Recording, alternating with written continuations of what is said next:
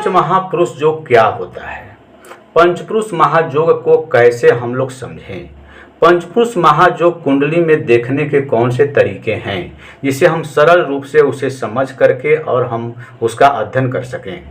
इन सारी बातों का जवाब आप इस कुंडली के माध्यम से अच्छी तरह से भली भांति से जान पाएंगे, समझ पाएंगे। मेरा यह दावा है कि आप यदि इस वीडियो को अच्छी तरह से देख लेंगे तो पंच महापुरुष योग के बारे में जो आप लोगों के मन में बातें चलती है वह आज के बाद दूर हो जाएगी। आप उससे निजात पा लेंगे, आप उसकी समस्या से दूर हो जाएंगे। मैं इस पंच महापुरुष योग के बारे में गणना करके अध्ययन करके कुंडली का सहारा ले करके तो मैं बताऊंगा ही साथ मैं आप लोगों को यह भी बताने की आज कोशिश करूंगा कि जो 5 महापुरुष योग होते हैं, इस पंच महापुरुष योग के फल भी क्या होते हैं उसका भी मैं विस्तृत रूप से आप लोगों के सामने अध्ययन करूंगा, जिसे आप लोग समझेंगे तो अच्छी ही जानकारी प्राप्त कर पाएंगे। आज देखिए, पहले थोड़ी सी इस पर चर्चा हम लोग कर लेते हैं। किसी भी जन्म कुंडली में मंगल आदि 5 ग्रह क्रम से, यानी मंगल, बुध, गुरु, शुक्र और शनि, ये 5 जो ग्रह हैं, ये जो होते हैं इन्हीं को के जो गणना करते हैं वो स्वगृही होते हैं या उच्च के होते हैं और केंद्रस्थ होते हैं, केंद्र में बैठे हुए रहते हैं, तो पंचपुरुष महायोग लगता है। यह ध्यान देना होता है कि ये इनमें से 9 ग्रह में 2 तो राहु और केतु छाया ग्रह में चले जाते हैं और 2 जो होते हैं सूर्य और चंद्रमा, ये पंचपुरुष महापुरुष योग में नहीं आते हैं।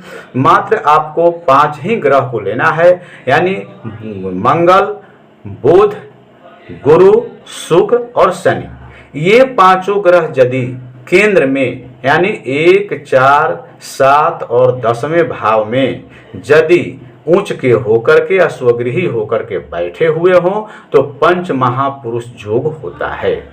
ये हम लोगों को इतना समझ लेनी चाहिए। अब हम लोग आगे चलते हैं कि उसके गणना, उसके तरीके तथा इन 5 महापुरुष योग के क्या फल होते हैं, इसकी हम लोग इस पर व्याख्या करते हैं, चर्चा करते हैं। पंच महापुरुष जो योग होता है उसमें 5 महापुरुष योग होता है, जिसके नाम है रुचक योग, भद्र योग, हंस योग, मालव्य योग और शश योग। रुचक योग उसे कहते हैं जब मंगल 1 और 8 यानी मेष और वृश्चिक राशि के स्वामी होते हैं। मंगल यानी अपने स्वगृही अपने ही घर में किसी भाव में, यानी केंद्र कहते हैं 1, 4, 7, 10, यानी इन चारों भावों को में जो राशि और ग्रह होते हैं इन्हें हम लोग केंद्र कहते हैं। इसी में बैठे हुए ग्रह को केंद्र कहा जाता है। यदि मंगल 1 और 8 की गिनती लिखी हुई है इन चारों भावों में और उसी में यदि मंगल बैठे हुए हों तो वह स्वगृही कहे जाएंगे। मंगल 10वें घर में उच्च के होते हैं, तो यदि 10 नंबर यहाँ पर है, 10 नंबर में यहाँ पर यदि मंगल बैठे हुए हों तो वह जो है रुचक महापुरुष योग लग जाएगा, यानी स्वगृही हो या उच्च के हो। उसी प्रकार बुध जो है बुध को जो तीसरे और छठे भाव यानी मिथुन और कन्या की राशि में यदि बुध बैठे हो और केंद्र में हो, आप यह ध्यान दें कि यहाँ पर 1 नंबर दिया हुआ है, मेष लग्न कुंडली है, कोई इस पर ध्यान नहीं देंगे, कोई भी लग्न की कुंडली हो सकती है। 2, 3, 4, 5, 6, 7, 12 नंबर तक कोई भी अंक यहाँ लिखा हुआ रहेगा, जो अंक रहेगा उस लग्न की राशि कही जाएगी। तो उसी प्रकार यदि बुध तीसरे और छठे नंबर यानी मिथुन और कन्या राशि में बैठे हुए हों तो वह स्वगृही कहे जाएंगे। वहाँ पंच पुरुष महापुरुष योग लगेगा। उस जो बुध बैठे रहते हैं स्वगृही या ऊंच के घर में तो वह भद्र योग कहलाता है, यानी 6 नंबर की यदि गिनती हो और केंद्र में 6 नंबर लिखा हुआ हो और उसमें बुध बैठे हुए हों तो आप समझें कि भद्र महापुरुष योग लग गया है।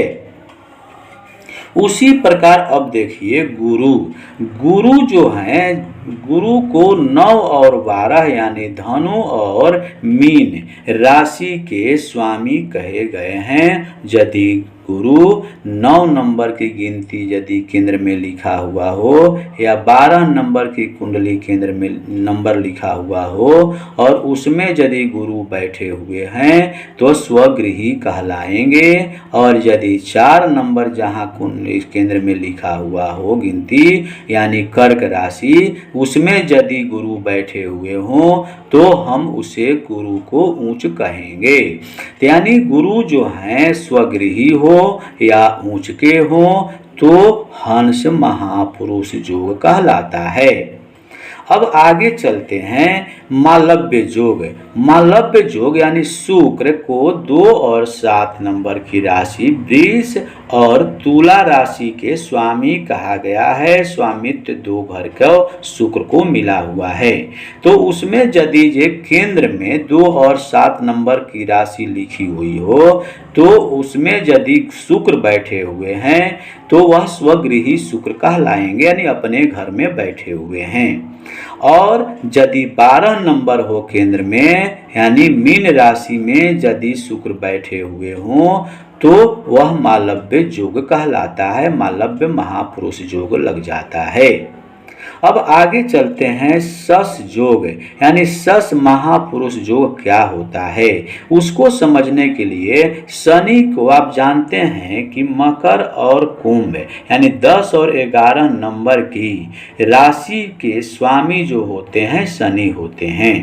यानी शनि यदि केंद्र भाव में 10 और 11 नंबर की गिनती लिखी हुई हो इन चारों भावों में और यदि उसी में शनि बैठे हुए हों तो वह स्वगृही कहे जाएंगे।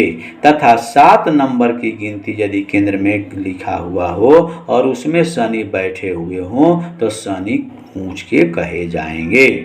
यानी अपने घर में या ऊंच के घर में शनि यदि बैठे रहेंगे लेकिन केंद्रगत रहेंगे केंद्र में ही इन चारों भावों में ही रहेंगे तभी सस योग लगता है। नहीं उसे सस योग कहा जाता है। सस महापुरुष योग कहा जाता है।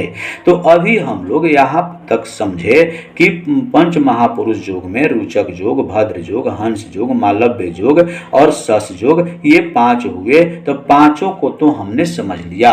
अब बात आती है कि हम इस 5 योग के फल को कैसे जाने कि इस योग में इस जो इन व्यक्तियों को योग लग जाता है कुंडली में मिल जाता है तो उसके क्या फल होते हैं। तो बारी बारी हम लोग रोचक योग का चर्चा यहाँ करते हैं। जिस जातक की कुंडली में रोचक योग होता है वह मनुष्य लंबी उम्र वाला स्वच्छ कांति वाला रुधिर तथा बल परिपूर्ण साहसी प्रत्येक कार्य में सिद्धि प्राप्त करने वाला होता है।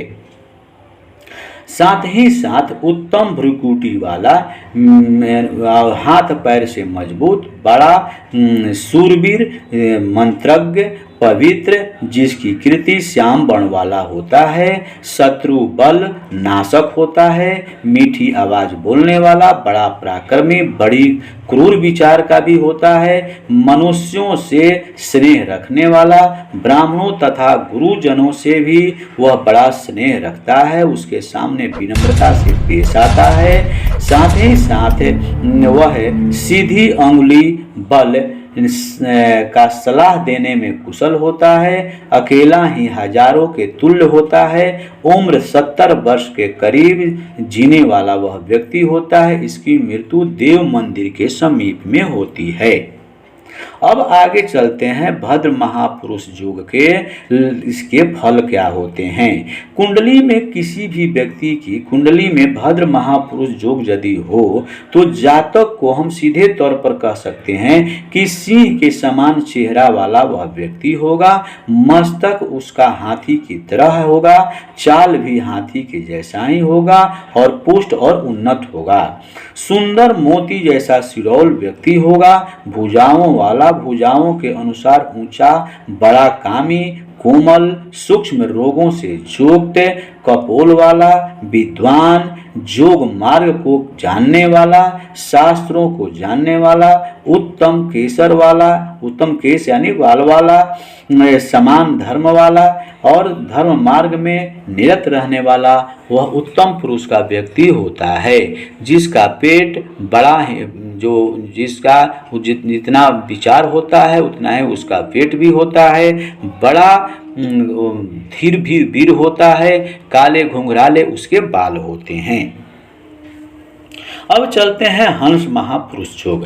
हंस महापुरुष योग के लक्षण और उसके फल जो होते हैं उसे हम किसी भी यजमान को, जातक को बता सकते हैं। यह योग जो होता है वह बहुत ही अच्छा होता है। वह मनुष्य सुंदर मुख वाला होता है, सुंदर नाक उसके होते हैं, सुंदर उसके बाल होते हैं, उसके पैर भी सुंदर होते हैं, उनका राग जो होता है सुंदर होता है, पुष्ट होता है, कपाल वाला होता है, अच्छे स्वभाव वाला होता है। वह व्यक्ति जो होता है वह बहुत ही अच्छे विचार का होता है, उसका आवाज़ भी बहुत सुंदर होता है और वह शंख कमल के उसके हाथ में या पैर में चिन्ह होते हैं, आकर्षक नेत्र वाला होता है, गोल सिर वाला होता है तथा उसके अंतिम समय वन प्रदेश में होता है। मालव्य योग, मालव्य योग जो है वह जिस व्यक्ति के कुंडली में लगता है उसके ओठ पतले होते हैं, समान कांति वाला होता है, पतली उसके कमर, चंद्रमा के समान उसकी कांति, जो लंबी नासिका वाला, सुंदर, जिनके गाल कपोल होते हैं, उत्तम प्रकाश युक्त नेत्रों वाला, संग्राम में विख्यात पराक्रम प्राप्त करने वाला, उसे आजान बाहु भी कहा जाता है। उम्र उसके 70 वर्ष के लगभग होते हैं। वे 13 अंगुल का लंबा मुंह उसका होता है, दोनों कानों का अंतराल 10 अंगुल का ज्योतिष में बताया गया है। वह व्यक्ति बहुत देखने में सुंदर लगता है। अब रही सस महापुरुष योग। सस महापुरुष योग जिस व्यक्ति के लग जाता है कुंडली में, ऐसे योग वाला व्यक्ति छोटे दांत वाले होते हैं, छोटे मुख, चिरकाल तक पहाड़ पर घूमने वाला, बहुत दिनों तक घूमने वाला, विचरण करने वाला, क्रोध से युक्त होता है, बड़ा सठी व्यक्ति होता है, बड़ा शूरवीर भी होता है, निर्जन स्थान में घूमने वाला होता है। इस प्रकार के व्यक्ति जो होते हैं दुर्गम स्थान पर तथा नदी के तट पर घूमने वाले होते हैं और वहाँ पर वह प्रीति रखते हैं। अतिथि जनों से प्यार रखने वाला होता है, सर्वत्र प्रसिद्ध, अत्यंत लंबा, चतुर, चंचल तथा स्त्रियों से आसक्त रहने वाला व्यक्ति, दूसरे के धन को हरने वाला, अपनी माता से भक्ति रखने वाला, उम्र 70 वर्ष के लगभग होता है। यह सभी पांचों योग जो हैं, यह पांचों ग्रह जो बेशक ऊंच के होकर के केंद्र में बैठे हों, परंतु यदि सूर्य, और अब यहाँ पर ध्यान देना होता है कि पंच महापुरुष योग भंग भी होता है। तो पंचपुरुष महायोग भंग के लिए आपको ध्यान देना होगा कि यदि वह क्यों न पांचों ग्रह ऊंच के हो करके केंद्र में बैठे हुए हों, परंतु यदि सूर्य और चंद्रमा के साथ हो जाएं तो वह अपनी दशा में जातक को राजा नहीं कर सकता, बस सिर्फ अच्छा फल दे सकते हैं। यही होता है पंच महापुरुष योग भंग के कारण, यानी सूर्य और चंद्रमा साथ में हो जाते हैं, यही थोड़ा सा प्रभावी हो जाता है। तो अपनी दशा में जातक को राजा भी नहीं कर पाता, अपने दशा के समय में थोड़ा सा वो प्रभावी होता है, यह ध्यान रखना चाहिए। आज आप लोगों ने विधिवत रूप से पंच महापुरुष योग के लक्षण और स्वभाव और उसके फल को समझे। धन्यवाद।